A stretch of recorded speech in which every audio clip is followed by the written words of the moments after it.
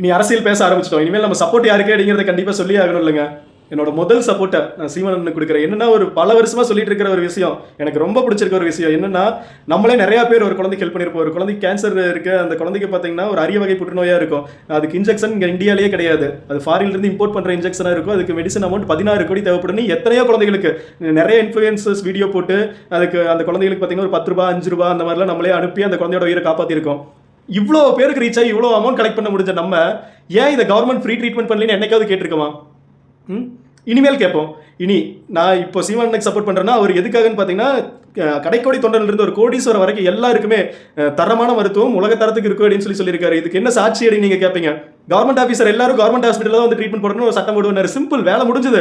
ஒரு எம்எல்ஏ இருக்கானா கவர்மெண்ட் ஹாஸ்பிட்டலில் வந்து ட்ரீட்மெண்ட் பார்த்தா, ஒரு எம்எல்ஏ கவர்மெண்ட் ஹாஸ்பிட்டலுக்கு விசிட்டிங் வர்றாங்கன்னு சொன்னாங்கன்னா அந்த ஹாஸ்பிட்டல் என்னென்ன வேலை செய்கிறாங்க, டியூட்டி இல்லாத டாக்டர்லாம் அடிச்சு பிடிச்சி டியூட்டி கொடியாராங்க.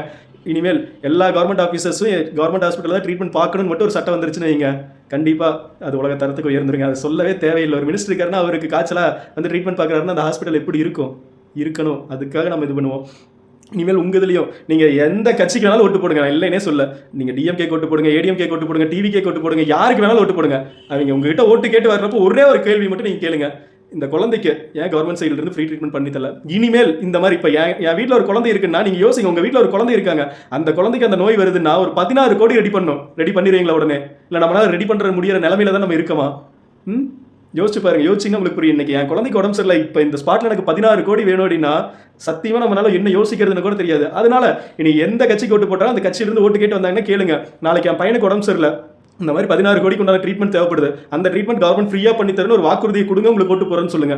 அல்லது நீங்கள் சொல்ல கூட வேண்டாம், நீங்கள் யாருக்கு வேணாலும் அங்கே சப்போர்ட் கொடுங்க, அவங்க பிரச்சாரம் பண்ணுங்க, என்ன வேணாலும் பண்ணுங்க. ஓட்டு மிஷினில் போய் ஓட்டை குத்துவீங்கல்ல, அப்படி அந்த ஓட்டை குத்தும் போது உங்கள் மனசாட்சிக்குள்ள தோணணும், நாளைக்கு என் பையனுக்கு உடம்பு சரியில்லை, அந்த பையனுக்கு 16 கோடிக்கு மருந்து தேவைப்படுது, இது இந்த கவர்மெண்ட் வந்தால் எனக்கு ஃப்ரீயாக என் பையனுக்கு ட்ரீட்மெண்ட் பார்க்குமான்னு ஒரு டைம் மனசுக்குள்ளே யோசிச்சுட்டு அந்த ஓட்டில் பட்டனை கொடுத்துங்க.